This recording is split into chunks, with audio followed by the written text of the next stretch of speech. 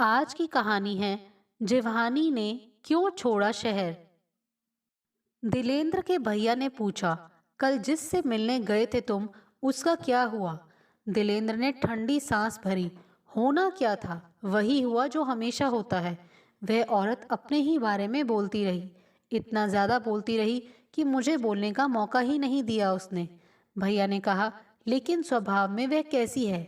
आप और भाभी ने मुझे उससे मिलाया है। आपकी पहचान की थी। आपको उसके स्वभाव के बारे में ज्यादा पता होगा। मुझे तो कुछ समझ में नहीं आया, दिलेंद्र बोला। भैया ने निराशा में कहा, मतलब इस रिश्ते को भी ना ही समझे, है ना? दिलेंद्र ने कुछ भी नहीं कहा। भाभी सुन रही थी। उसने भैया से कहा, मैंने तो पहले ही कहा था आपसे कि वह लड़की भैया के लायक नहीं है। भैया, अब दिलेंद्र के जन्मदिन पर इसे किसी से मिलवाएंगे। आज से संक्रांति महोत्सव का रजिस्ट्रेशन शुरू कर दिया है संस्था वालों ने, भाभी बोली। दिलेंद्र तो बचपन से आज तक कभी चूका नहीं है इसमें भाग लेने से। भैया बोले, बस वहीं जा रहा हूँ। चल भाई शांति सिंह, दिलेंद्र ने कहा। शांति सिंह उसके कुत्ते का नाम था। एकदम शांति प्रिय था। इसीलिए दिलेंद्र ने उसका ये नाम रख दिया था। लेकिन अभी इस कुत्ते को कुछ आता नहीं था। अपना नाम भी नहीं पहचान पाता था। दिलेंद्र अपने कुत्ते को लेकर भैया भाभी के घर से रवाना हो गया। संस्था के कार्यालय में रजिस्ट्रेशन के इंचार्ज राजेश से उसकी मुलाकात हो गई। हमेशा की तरह संक्रांति महोत्सव के फ्लायर और पैम्पलेट पर राजेश ने अपना फोटो नीचे दाईं ओर लगा दिया था। वह अपना प्रचार करने का कोई अवसर नहीं चूकता था। महोत्सव के लिए उसने दिलेंद्र की एंट्री ले ली। दिलेंद्र के पीछे पीछे जिवानी आ गई। राजेश को देखकर वह मुस्कुरा दी। राजेश ने ही उसे संस्था में फ्लैट दिलाया था। वैसे तो जिवानी शहर से अपरिचित नहीं थी, लेकिन नौकरी के लिए उसने यह शहर छोड़ दिया था। महानगर में चली गई थी। वहीं उसका ब्याह भी हुआ और बेटा भी। बस कुछ ही दिन हुए थे उसे वापस आए हुए। अपने बच्चे स्वाभेश के साथ वापस आ गई थी। आज स्वाभेश भी उसके साथ ही था। राजेश ने मुस्कुराकर आश्चर्य से उससे पूछा, आप यहाँ क्या कर रही हैं? यहाँ तो संक्रांति महोत्सव का रजिस्ट्रेशन हो रहा है। सिर्फ पतंगबाजी के शौकीनों के लिए है। स्वाभेश की नज़र तब तक शांति सिंह पर पड़ चुकी थी और वह कुत्ते को पुचकार रहा था। उसने दिलेंद्र से पूछा, यह आपका कुत्ता है?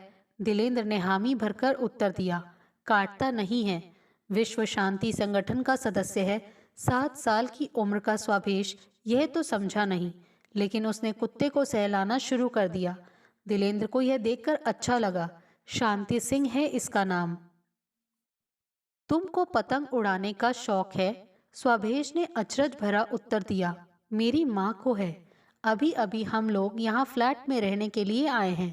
मैंने तो आज तक पतंग कभी नहीं उड़ाई है। अरे बहुत मज़ा आता है पतंग उड़ाने में।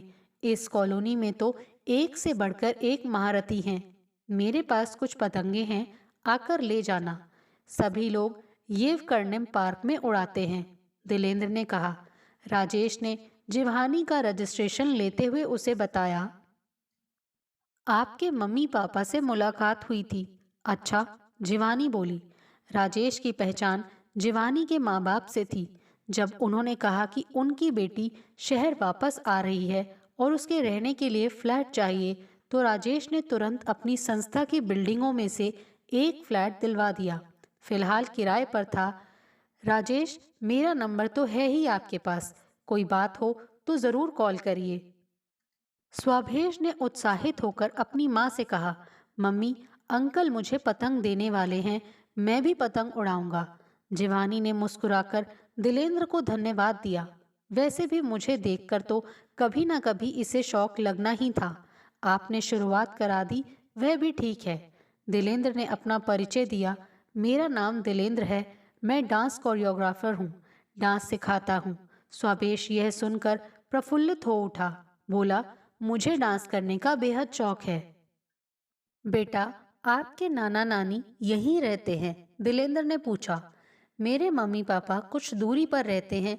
मेरे पिताजी की पतंग बनाने की फैक्ट्री है, जिवानी बोली। दिलेंद्र को अचंभा हुआ। पूछा, किस नाम से? पतंगों का शौकीन होने से उसे इस क्षेत्र की काफी जानकारी थी। मुरुकशेष पतंग फैक्ट्री, जिवानी ने बताया। बिल्कुल सुना है नाम, और कई बार उड़ाई भी है मुरुकशेष पतंगे, लेकिन आम लोगों के लिए नहीं है। वे उच्च क्वालिटी की महंगी पतंगे बनाते हैं, दिलेंद्र बोला। जिवानी को यह सुनकर प्रसन्नता हुई। हम लोग आकार में बड़ी और नायाब पतंगे बनाते हैं, भेड़ चाल वाली आम बाजारू पतंगों की तरह नहीं। अपने घर वापस आकर जिवानी फिर से घर के सामान की फेरबदल करने लगी। घर अभी भी अस्त व्यस्त पड़ा था। स्वाभेश पतंग लेने दिलेंद्र के घर पहुंचा तो वह कुछ महिलाओं को जुम्बा सिखा रहा था। जब जुम्बा डांस क्लास खत्म हुई तो उसने खुशी से कुछ पतंगे स्वाभेश को दे दी। स्वाभेश येव कर्निंग पार्क पहुंचा और पतंग उड़ाने लगा। फर की आवाज के साथ हवा से खेलती हुई उसकी पतंग थोड़ी ही देर में आसमान की सैर करने लगी। नानाजी और माँ कितने खुश होंगे यह देखकर, वह सोचने लगा। पतंग थोड़ी देर इधर उधर मंडराती रही, फिर नीचे गिर गई। थोड़ी ही देर में अपने कुत्ते को टहलाने दिलेंद्र भी वहां आ पहुंचा और उसने स्वाभेश को पतंग उड़ाने के उचित तरीके बताए। स्वाभेश शांति सिंह को देखकर और भी खुश हुआ। खेलने की दो वस्तुएं उसे दिलेंद्र से प्राप्त हुई थी। कुछ देर वह खेलता रहा, फिर स्वाभेश को बुलाने उसकी मम्मी आ गई। जिवानी ने स्वाभेश को दिलेंद्र के कुत्ते के साथ खेलते देखा। उसने दिलेंद्र से कहा, अगर पतंगों का आपको इतना ही शौक है तो हमारी फैक्ट्री में आइए, मैं वहीं जा रही हूँ, आप चाहें तो चल सकते हैं। दिलेंद्र ने बिना हिचकिचाहट के इस प्रस्ताव को स्वीकार कर लिया। जिवानी की कार में बैठकर तीनों मुरुकशेख फैक्ट्री पहुंच गए, जहां दिलेंद्र की मुलाकात जिवानी के माता पिता से भी हुई। जिवानी ने दिलेंद्र को फैक्ट्री की सैर कराई। इतने वर्षों से दिलेंद्र पतंगे उड़ा रहा था, लेकिन आज उसकी आंखें खुल गईं। जिन्हें वाकई में पतंगबाजी का शौक है और जो अव्वल दर्जे की पतंगे उड़ाने में विश्वास रखते हैं, उन्हीं लोगों के लिए यहाँ पतंगे बन रही थी। कोई कारीगर यहाँ कागजों की कटाई नहीं कर रहा था। एक मशीन बेहद महीनता से कृत्रिम पॉलिएस्टर कपड़े की कटाई कर रही थी। कपड़ा लचीला था, हाँ, अलग अलग रंग के कटे हुए टुकड़ों को एक कारीगर जरूर इकट्ठा करके वहीं स्टील की मेज पर रख रहा था। इस कपड़े पर प्रिंट जमाने के लिए दो लड़के स्क्रीन प्रिंटिंग कर रहे थे। जिवानी ने बताया कि प्रिंट की स्याही विशेष मिश्रण की होती है और वह भी एकदम सही अनुपात में। स्याही को सूखने के लिए रख दिया जाता है। तत्पश्चात यह देखा जाता है कि उसके छिल जाने या रंग उतरने का खतरा तो नहीं। कुछ कुछ अंतराल पर ऐसी टेबलें थीं जिनमें नीचे से प्रकाश आ रहा था, जिससे टेबल के ऊपर रखे पतंग के कपड़े की जांच हो सके कि उसमें छेद या और कोई नुक्स तो नहीं है। पतंग के अलग अलग रंग के गत्तों को एक कारीगर बड़े प्रेम से टेप लगाकर चिपका रहा था। टेप से चिपके हुए गत्ते सिलाई मशीन तक जा रहे थे, जहां एक महिला मशीन से उनकी सिलाई कर रही थी। जैसे कागज की पतंग पर बारीक लकड़ी की तीलियां लगती थी, यहाँ उन तीलियों के बजाय रॉड से पतंग का ढांचा बनाया जा रहा था, जिससे पतंग के सिकुड़ने का डर नहीं था। फैक्ट्री देखकर दिलेंद्र को दंग रहते देखा तो जिवानी ने हंसते हुए कहा, कागज की पतंग कभी आसमान में बादलों को नहीं छू सकती है, लेकिन आधुनिक तरीके से बनाई ये पतंग छूने में सक्षम है। स्तब्ध दिलेंद्र ने पूछा, ये सब पिताजी ने सीखा कहाँ से? पिताजी ने अपने नाम का जिक्र सुना तो बुलाकर एक ज्यामितीय आकार की 3 आयामी पतंग दिखाई। त्रिकोणीय बक्से सी दिखने वाली पतंग पर वे काम कर रहे थे। मिस्र के पिरामिड देखे हैं, उन्हीं के आकार की पतंग है ये वाली।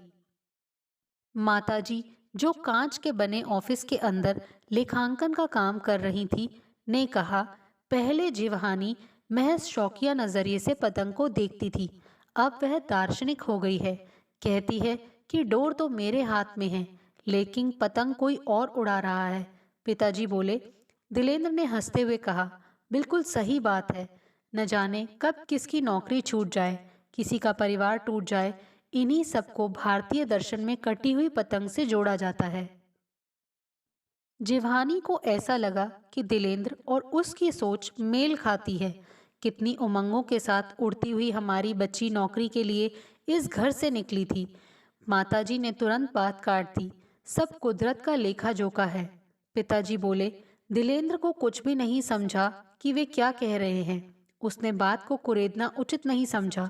वापस जाते वक्त पिताजी ने अपनी पसंद की एक बड़ी सी आलीशान पतंग दिलेंद्र को भेंट की। उसकी खुशी की सीमा ना रही। अगले दिन उसने भैया भाभी के घर संपूर्ण किस्सा बयां किया। भाभी ने अचरज से कहा, मैं तो जानती हूँ जिवानी को, हमारे ही स्कूल में पढ़ती थी, मुझसे 1 साल छोटी है। मुझे नहीं पता था कि अब वह यहाँ आ गई है रहने के लिए। भैया भाभी तुरंत दिलेंद्र के साथ उसके घर गए। भैया और दिलेंद्र घर पर ही रहे। भाभी जिवानी से मिलने उसके फ्लैट पहुंची। भाभी ने घंटी बजाई। जिवानी ने दरवाजा खोला तो पहचान न सकी। भाभी ने परिचय दिया तो खुशी से भाभी का स्वागत किया। चाय पिलाई। दोनों ने बहुत बातें की। अस्त व्यस्त सामान में भाभी को एक तस्वीर दिखी जिसमें जिवानी की गोद में छोटी उम्र का स्वभेश था और उनके साथ एक व्यक्ति था। भाभी ने फोटो की ओर इशारा कर पूछा, ये पति हैं? जिवानी ने थोड़ी मायूसी से कहा, थे। भाभी समझ गई कि मामला नाजुक है, अतः उसने कुछ नहीं कहा। जिवानी ने स्वयं ही कह दिया, चल बसे। जिवानी के साथ कोई नज़दीकी रिश्ता ना होते हुए भी भाभी को यह सुनकर बहुत दुख हुआ। 2 साल पहले गुजर गए। तब स्वभेश 5 साल का था। कुछ समय वहीं रहकर नौकरी की, फिर मन लगना बंद हो गया, इसीलिए यहाँ चली आई हूँ। अब पिताजी की ही पतंग फैक्ट्री संभालूंगी। जिवानी बोली। जिवानी ने सही निर्णय लिया था। इतनी कम उम्र में ऐसा हादसा हो जाना किसी भी इंसान को असमंजस की स्थिति में डाल देने के लिए काफी था। स्वयं को भ्रमित महसूस कर इस उलझन और शहर से बाहर निकलना ही उसे उपयुक्त लगा। कोई उसे दोष नहीं दे सकता था। माँ बाप ने बहुत समझाया कि उन्हीं के साथ रहे, कोई कुछ नहीं कहेगा, लेकिन वह अड़ी रही कि उसे अपनी जिंदगी आगे भी बढ़ानी है। सबसे जटिल कार्य उसे यह लगा कि स्वभेश को कैसे बताए। 5 वर्ष के बच्चे को क्या स्पष्ट और प्रत्यक्ष शब्दों का प्रयोग करके कहा जा सकता है कि उसके पिताजी की मृत्यु हो गई है? किस प्रकार की प्रतिक्रिया होगी उसकी? मगर ना तो वह रोया, ना ही उसने कोई सवाल पूछा। जिवानी को लगा कि शायद अपने दुखी होने की भावना को वह अपने बच्चे से साझा करे तो हो सकता है कि उसकी भी भावनाएं सामने आ जाएं। शहर छोड़ते वक्त भी उसे ग्लानि महसूस हुई कि 7 साल के बालक को कैसे बताया जाए कि उसके जीवन और उसकी दिनचर्या दोनों में बदलाव आने वाला है। इसके लिए वह तैयार हो जाए। अपने बेटे को दिलेंद्र के साथ सामान्य तरीके से व्यवहार करते देख समझ में आ गया कि स्वभेश ने अपनी नई जिंदगी को बिना किसी झिझक के अपना लिया है। भाभी वापस चली आई तथा भैया और दिलेंद्र को स्थिति से अवगत किया। फिर भैया और भाभी वापस अपने घर लौट गए। शाम को फिर पार्क में पतंगे हवा में लहराने लगी। उड़ती हुई पतंगे देखकर सभी खुश थे। आसमान में उड़ नहीं सकते तो क्या हुआ, कम से कम पतंग तो उड़ा सकते हैं। जिन वयस्कों के परिवार थे और उनकी स्त्रियां ये दलील देती थी कि ए जी, आप तो इतने बड़े हो गए हो, अब क्यों पतंग उड़ा रहे हो, तो उन्हें वे कहते कि श्री राम ने भी तो पतंग उड़ाई थी। पार्क में एक पागल भिखारी कचरे में मिली हुई एकदम पतले कपड़े की बनी टोपी को रस्सी से बांधकर पतंग बनाकर उड़ाने का प्रयास कर रहा था। बच्चों का एक झुंड कटी हुई पतंग को लूटने के लिए दौड़ रहा था। दिलेंद्र जब अपने कुत्ते को लेकर पार्क पहुंचा तो स्वभेश को पतंग उड़ाने की कोशिश करते पाया। दिलेंद्र ने स्वभेश को धागे का तनाव बनाए रखने के गुर सिखाए ताकि कमान तनी रहे। किस प्रकार हवा पतंग के नीचे से होती हुई ऊपर से गुजर जाती है, इसके बारे में समझाया ताकि स्वभेश हवा के प्रवाह का लाभ उठा सके और पतंग को निश्चित दिशा दे सके। ठीक हवाई जहाज की तरह पतंग के नीचे हवा का दबाव ज्यादा होने से वह हवा में उड़ पाती है। इस वैज्ञानिक सिद्धांत को समझाया। थोड़ी ही देर में स्वभेश ने ढील देने के दाव पेच सीख लिए। जब स्वभेश वापस घर लौटा तो सूर्यास्त हो चुका था। आज वह सातवें आसमान पर था। संक्रांति महोत्सव से पहले उसमें इतना आत्मविश्वास तो भर ही जाएगा कि वह चंद लोगों के साथ पेंच लड़ा सके। घर में उसके नाना नानी आए हुए थे। नानी ने गरम गरम बेसन और प्याज के पकोड़े तले थे। जिस आदमी के साथ स्वाभेश और उसकी मम्मी फैक्ट्री आए थे, उसके विषय में चर्चा हो रही थी। क्या करता है वह? नानी ने पूछा। डांस सिखाता है, बच्चों को भी बड़ों को भी, जिवानी ने बताया। और पतंग उड़ाने में भी नंबर वन, स्वाभेश बोला। तभी तो फैक्ट्री में इतने ध्यान से सब कुछ देख रहा था, नाना बोले। और एक प्यारा सा कुत्ता भी है उनके पास, शांति सिंह नाम का, स्वाभेश ने बताया। स्वाभेश भी उससे डांस सीखेगा, जिवानी बोली। अगले दिन दिलेंद्र की मुलाकात अपने भैया भाभी से हुई तो एक बार फिर किसी के साथ उसके मेल मिलाप की संभावना की चर्चा हुई। मुझे पता है कि आप दोनों मेरा रिश्ता खोजने के लिए बेताब हो। मैं भी आप दोनों को निराश नहीं करना चाहता, परंतु अपनी वर्तमान स्थिति में भी मैं वास्तव में बहुत संतुष्ट और खुश हूँ। दिलेंद्र की इच्छा हुई कि अपने भैया भाभी को ऐसी जीवन शैली की खासियतों के बारे में बताए जिन्हें वह जी रहा है, लेकिन जिसके बारे में लोग बात या तो करते नहीं थे या करना पसंद नहीं करते थे। वह कैसे? भैया ने पूछा। अपनी मर्जी का टीवी प्रोग्राम देख रहा हूँ। जितने पर पंखा चाहिए उतने पर चलाता हूँ। जब मन होता है तब उठता हूँ, दिलेंद्र बोला। परिवार चलाने के समक्ष ये सारी बातें नगण्य हैं, भैया बोले। मेरी जितनी भी आदतें हैं उनमें से किसी से भी मैं शर्मिंदा नहीं हूँ। पत्नी आने के बाद ये स्थिति बदल जाएगी, दिलेंद्र बोला। भैया, अपनी उम्र का भी ख्याल कीजिए। 40 हो रही है और आप डांस सिखाते हो, कहीं किसी जर्नल मैनेजर के पद पर नहीं हो, भाभी बोली। बात चुभने वाली थी लेकिन एकदम सत्य। भाभी, आप जो कह रही हो मैं वाकई में उसकी सराहना करता हूँ और मेरा विश्वास कीजिए कि मैं आपकी बात पर अच्छे से विचार करूँगा।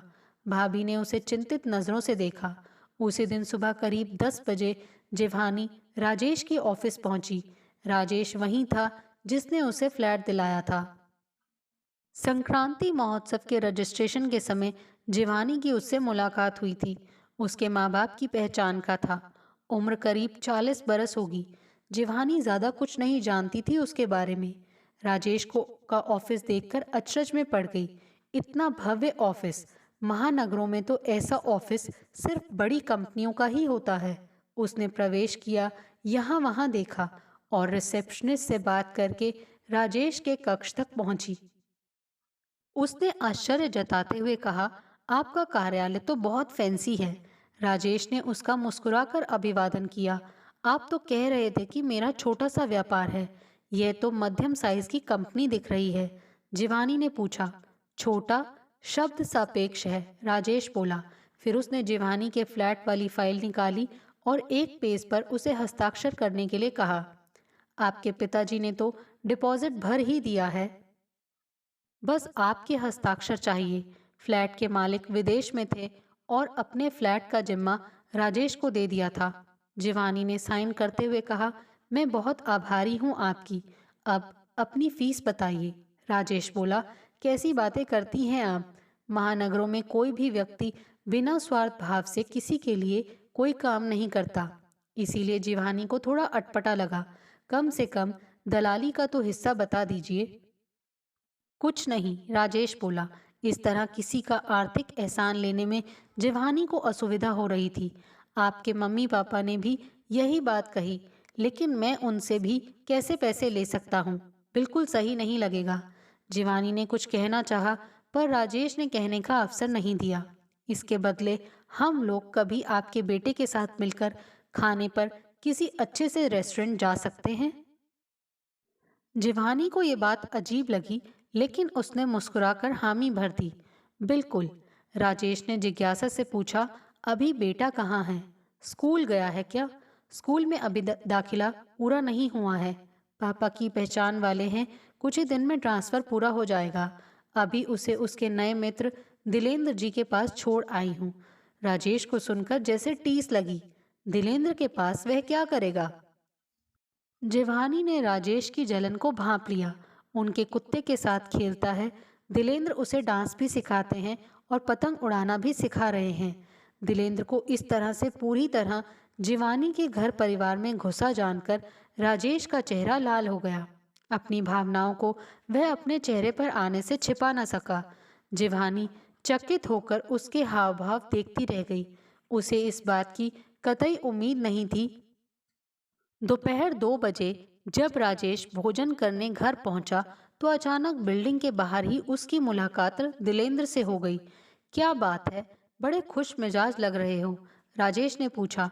दिलेंद्र को स्वयं पता नहीं था कि यह जिंदा दिल मनोवृत्ति कहाँ से उसके अंदर इतने सालों के बाद जाग उठी है। मेरे लिए तो यह थकाऊ दिन रहा है, ऑफिस का बहुत काम है, राजेश बोला। दिलेंद्र ने उसका कंधा थपथपाते हुए कहा, शाम को पार्क में पतंग उड़ाकर देखना कैसे पतंग के साथ साथ मन भी आकाश में उड़ने लगेगा। वास्तव में पहले तो मैंने कभी भाग नहीं लिया है, लेकिन सोचता हूँ इस बार जरूर लूं, राजेश बोला। पतंग उड़ाना अपने घावों पर मरहम लगाने जैसा है। सब दुखों को दूर करने वाला अनुभव, सब घावों को भर देने वाली दवा, हवा में उड़ती हुई किसी चीज को अपने काबू में रख पाने की अनुभूति। सच बहुत मजा आएगा तुम्हें भी, दिलेंद्र बोला। राजेश ने रुक कर कहा, जिवानी ने बताया कि तुम उसके बेटे के लिए आया का काम कर रहे हो, जब तक स्कूल में दाखिला नहीं हो जाता उसका। दिलेंद्र जैसे आसमान से नीचे गिर गया। बोला, आया? हाँ, तुम्हारे पास इतना काम नहीं है, इसीलिए तुम दाई का काम करके दूसरों के बच्चे की देखभाल कर सकते हो। वैसे भी डांस क्लास के बहाने लोग अपने बच्चे तुम्हारे पास छोड़कर ही जाते हैं। राजेश का मुंह ताकता रह गया। राजेश ने मोबाइल में समय देखा और कहा, मेरा समय हो रहा है। स्वभेश का ध्यान रखने के लिए हम दोनों की ओर से बहुत शुक्रिया। दिलेंद्र के मुंह से निकला, हम दोनों? मेरी और जीवानी की ओर से, राजेश बोला और फिर चला गया। दिन भर दिलेंद्र को यह वार्तालाप परेशान करता रहा। शाम को पार्क में स्वभेश उसका इंतजार करता रहा। सूर्यास्त हो गया, लेकिन दिलेंद्र दिखाई नहीं दिया। स्वभेश मायूस होकर घर लौट आया। सोफे पर हताश होकर बैठ गया तो माँ ने कारण पूछा। स्वभेश ने बता दिया। माँ को समझ आ गया कि स्वभेश का दिल दिलेंद्र के साथ लग चुका है। दूसरी ओर दिलेंद्र दोपहर से शाम तक अपने बिस्तर पर पड़ा रहा। दोपहर की क्लास भी रद्द कर दी। उसे बिल्कुल समझ नहीं आ रहा था कि अचानक उसके साथ ऐसा कैसे हो रहा है। 7 बजे उसने अपने आप को हिम्मत दी और निकलकर भैया भाभी के घर पहुंचा और उनसे जिक्र किया। भैया भाभी को एक ही क्षण में सारा मामला समझ में आ गया। दिलेंद्र के मन को गहरी चोट पहुंची थी, लेकिन यह इसीलिए था कि उसने जिवानी और उसके बेटे को अपना समझा। भाभी ने उसे समझाया, कोई कुछ भी कहे, उसकी बातों का एकदम यकीन नहीं करना चाहिए। जो कुछ भी राजेश ने कहा है, मुझे उस पर जरा भी विश्वास नहीं कि यह जिवानी ऐसा कह सकती है। मकर संक्रांति का दिन आ गया। सुबह से ही लोगों में उत्साह था। येवकर्णिम पार्क को सुबह सवेरे ही खोल दिया गया। इक्का दुक्का आवारा लड़के भटककर अपनी पतंगों के साथ 5 बजे ही आ गए। एक दिन पहले ही तिल गुड़ के लड्डू बन चुके थे, आज एक दूसरे के में वितरित होंगे। आज पतंगे जब हवा में लहराएंगी तो चोरी छुपे या ग्लानि की भावना से नहीं, बल्कि सीना तानकर आधिकारिक रूप से। आज उन्हीं का दिन है। मांझे के अपराधों ने पतंगों को भी बदनाम कर दिया था, जिससे पतंगों में रोष था। सख्त आदेश थे कि कांच से घोटे हुए मांझे का इस्तेमाल नहीं होगा। ऐसे किसी भी तेज मांझे का इस्तेमाल नहीं किया जाएगा जिससे पक्षियों की जान को खतरा हो। जो उड़ाएगा वह खुद अपने अरमान को आसमानों में पहुंचाएगा, और जो नहीं उड़ाएगा वह महोत्सव देखकर अपना मुफ्त मनोरंजन करेगा, उड़ाने वालों की हौसला अफजाई करेगा। आज इन 5 बजे से ही जमा हो रहे आवारा लड़कों को भी कोई कुछ नहीं कहेगा, क्योंकि भारत की प्राचीन परंपरा को जिंदा रखने की जिम्मेदारी इन्हीं के सिर पर है। पक्षियों को तो जैसे हर बात का पता पहले से होता है, इस बात का पता भी पहले ही चल चुका था कि उनके प्रतिद्वंदी से आज उनकी मुलाकात है। सर्दी के कारण लोग स्वेटर पहनकर पार्क में आ रहे थे। सूर्योदय होते होते डोर पर सवार पतंगों की सवारियां किसी दुल्हन की तरह सजकर निकल चुकी थीं। पिछले कई दिनों से सूर्यास्त देखने वाली पतंगों को आज सूर्योदय देखने का सौभाग्य प्राप्त हुआ। कुछ लोग अपने वफादार अनुयायियों के साथ लेकर आ रहे थे, जो मांझे की रील पकड़ेंगे। जैसे पतंग के साथ डोर बंधी होती है, वैसे ही ये निष्ठावान अनुगामी भी अपने पतंग उड़ाने वाले मालिक के साथ बंधे थे।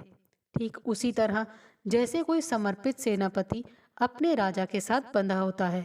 8 बजे जिवानी अपने माता पिता और अपने बेटे स्वाभेश के साथ पार्क में आ पहुंची। उसके हाथ में पिताजी की स्पेशल बनाई पतंग थी, जो सिल्क से बनी थी। 1 मीटर चौड़ी और आधा मीटर लंबी इस पतंग की शान का मुकाबला अगर कोई कर पाएगा तो वह मुरुक शेख पतंग ही होगी। स्वाभेश के नाना जी ने दिल लगाकर अपने हाथों से इसे बनाया था। पतंग के बीच में मुरुक शेख भी प्रिंट कर दिया था, ताकि आकाशवाणी की तरह ही आसमान से सब तक यह संदेश पहुंचे कि शान से पतंग उड़ानी है तो मुरुक शेख पतंग ही उड़ाए। ठीक 9 बजे दिलेंद्र अपनी पतंगों के सेट और अपने भैया भाभी के साथ पार्क पहुंच गया। पार्क बहुत बड़ा था और जमा होती लोगों की भीड़ में एक दूसरे को ढूंढ निकालना आसान नहीं था। जिनके पास रजिस्ट्रेशन के समय प्राप्त संक्रांति महोत्सव का टिकट था, वही पतंग प्रतियोगिता में भाग ले सकते थे, और उन्हीं के लिए विशेष भोजन और उपहारों की छोटी टोकरी थी। भैया ने चक्री संभाली और दिलेंद्र ने अपनी पहली पतंग को आसानी से मंद सर्द हवाओं में ऊपर उठा लिया। दिलेंद्र के मन में अचानक ये ख्याल आया कि हो सकता है हवा का रुख इस प्रकार चले कि जिवानी की पतंग अपने आप ही उसकी पतंग से आकर मिल जाए, या फिर दोनों की पतंगों की डोरें आपस में जुड़ जाएं। आज दोनों के पतंगों की लड़ाई ही हो जाए, और दोनों में से जो भी पतंग कटेगी वह आज अपशकुन नहीं बल्कि लूट प्रतियोगिता का कारण बनेगी। कभी संक्रांति महोत्सव में भाग न लेने वाले राजेश ने भी आज हिस्सा लिया। उसने भी भारतीय संस्कृति में होली के रंगों की तरह रंग जाने का प्रमाण देकर पतंग उड़ाई, लेकिन एक ही झटके में उसकी पतंग कट गई। ठीक तरह से ऊंचाई भी न पकड़ पाई। आसपास के बच्चे उसके इस अनुभवहीन प्रयास को देखकर हंसने लगे। उसकी कटी पतंग को किसी दौड़ते बच्चे के पांव ने रौंद दिया। स्वाभेश पतंग उड़ाने वालों की भीड़ को चीरता हुआ दिलेंद्र तक जा पहुंचा। उसके पास नानाजी द्वारा बनाई गई पतंग थी, लेकिन जिवानी की पतंग से छोटी थी। अपनी पतंग नीचे रखकर पहले वह शांति सिंह के साथ खिलवाड़ करने लगा। शांति सिंह की जोड़ी उसके साथ जम चुकी थी। फिर उसने दिलेंद्र से अनुरोध किया कि उसकी मुरुक शेख पतंग की उड़ान भरने में उसकी सहायता करे। दिलेंद्र ने भैया के कहने पर अपनी पतंग को नीचे कर लिया तथा स्वाभेश के साथ मुरुक शेख पतंग तान दी। कलाबाजियां खाती हुई स्वाभेश की पतंग शान के साथ सूरज की पीली चमकदार किरणों को सीना तान कर आत्मसात करने लगी। आकाश में दो नायाब मुरुक शेख पतंगें दिख रही थी, जैसे दो राजा एक साथ सिंहासन पर बैठे राज कर रहे हों। आकाश में नज़ारा देखने लायक था। दो महलों के आसपास ढेर सारी झोपड़ियां, लेकिन एक मयान में दो तलवारें। दिलेंद्र ने धीरे धीरे ढील देते हुए सूरज की सुनहरी किरणों को प्रतिबिंबित करती हुई अपनी चमकदार पतंग को आकाश में उड़ रही दूसरी मुरुक शेख पतंग की ओर मोड़ दिया। उल्फत और उमंगों के संगम से बने दिलेंद्र के संदेश को लेकर पतंग अपनी बड़ी बहन से मिलने चल दी। दोनों पतंगें बहनें थीं, क्योंकि उनका निर्माता सह पिता एक ही था, स्वाभेश के नाना जी। चंद ही क्षणों में संदेश के साथ छोटी बहन ने बड़ी का दरवाजा खटखटाया। आकाश के पंछी आतुरता से प्रतीक्षा कर रहे थे। वैसे तो उन्होंने आज सवेरे से ही सैकड़ों भिन्न भिन्न प्रकार की पतंगों के दर्शन कर लिए थे, लेकिन इन दो महारथियों की शान बेमिसाल थी। दो चार पंछी और आ गए और इन दोनों महारथियों के ऊपर मंडराने लगे, जैसे इंतजार में हो कि देखे आगे क्या होता है। पार्क वालों ने भी जब यह नज़ारा देखा तो अपनी पतंगों को भूलकर विहंगम पतंगों की जंग का अद्भुत दृश्य देखने लगे। दोनों महाकाय पतंगों की डोर आपस में उलझ गई दोनों बहनें एक दूसरे से लिपट गई। दोनों के बीच स्नेहशील गुत्थम गुत्था होने लगी। सुबह की कुनकुनी धूप से छटते हुए बादलों की छांव तले दोनों विशाल पतंगों में जैसे द्वंद्व युद्ध हो रहा हो। युद्ध का तेज किरणों को मात देने लगा। बाकियों की पतंगें उनके आसपास घूम फिरकर चुपचाप वहां से खिसक ली। ना तो उनमें इतना दम था, ना ही उनके हौसले इतने बुलंद थे कि इस महायुद्ध में भागीदार बन सकें। बस ऊंची नजरें कर इन दोनों में से जो कटेगी, आज जिसे वह मिलेगी उसकी खुशहाल हो गया समझो। इस महायुद्ध में डोर की शक्ति उसकी शारीरिक क्षमता पर नहीं, अपितु उड़ाने वालों के जोश पर निर्भर थी। और दोनों उड़ाने वाले दिलेंद्र और जिभानी जोश खरोश में आ गए थे। दिलेंद्र का अनमनापन कब काफूर हो गया उसे पता ही नहीं चला। महाशक्तियों की पैतरेबाजी से विरक्ति आह्लाद में प्रवर्तित हो चुकी थी। विशेषकर यह जानकर कि दूसरी पतंग की डोर जिवानी के हाथों में है। मुरुक्षेक्ष की प्रेम रूपी पतंगों का यह खेल चलता रहा और फिर जोर की आवाज से आकाश गूंज उठा। वह काट जैसे सारा स्टेडियम क्रिकेट के दौरान में छक्का लगने से गूंज उठा हो। कटी हुई पतंग लहराती हुई दूर अनजान प्रदेश में जाने लगी। 30-40 बच्चे और युवक उसके पीछे भागे। दिलेंद्र की बांछें खिल गईं। स्वाभेश खुशी से झूमने लगा। जिवानी की पतंग कट गई थी। स्वाभेश की पतंग आसमान में अपनी बुलंदी पर इतरा रही थी। थोड़ी ही देर में जिवानी आकाश में उड़ती इकलौती मुरुक्षेक्ष पतंग की डोर की दिशा पकड़कर उनके पास आ पहुंची। अपनी रोबीली पतंग कट जाने से उसके चेहरे पर ना तो कोई शिकन के भाव थे, ना ही गम। आते ही सबसे पहले उसने अपने ही हाथों से बनी तिल गुड़ की मिठाई का डब्बा भैया भाभी के सामने खोल दिया। दिलेंद्र ने स्वभेश की पतंग नीचे लाकर वापस अपने पास खींच ली। सभी ने मुंह मीठा किया। भाभी ने मौका देखकर जिवानी से पूछ ही डाला, तुम राजेश के साथ हो क्या? जिवानी ने हैरानी के साथ कहा, नहीं, बिल्कुल नहीं। भाभी ने राजेश और दिलेंद्र के बीच हुए संवाद को दोहरा दिया। जिवानी ने सभी से इस बात के लिए माफी मांगी और कहा, दरअसल मेरे मम्मी पापा की पहचान का है वह। मम्मी पापा ने मेरे इस शहर में आने से पूर्व मेरी सगाई की बात उससे की थी, लेकिन मुझे मंजूर नहीं है। यह बात मैंने अपने मम्मी पापा से साफ कह दी है। राजेश भ्रम में है, ऐसा कुछ भी नहीं है। बस उसने मुझे फ्लैट दिलाया है। दिलेंद्र के अरमानों ने एक बार फिर पंख फैलाए। एक बार फिर पतंग की तरह आसमान में उड़ने के लिए वह तैयार था। और अब उसकी पतंग को कोई नहीं काट सकेगा। सर्वसम्मति से संक्रांति महोत्सव का उसे विजेता घोषित कर दिया गया। दोस्तों, आपको हमारी ये कहानी कैसे लगी? प्लीज़ कमेंट्स करके बताइए। Thanks for watching this video.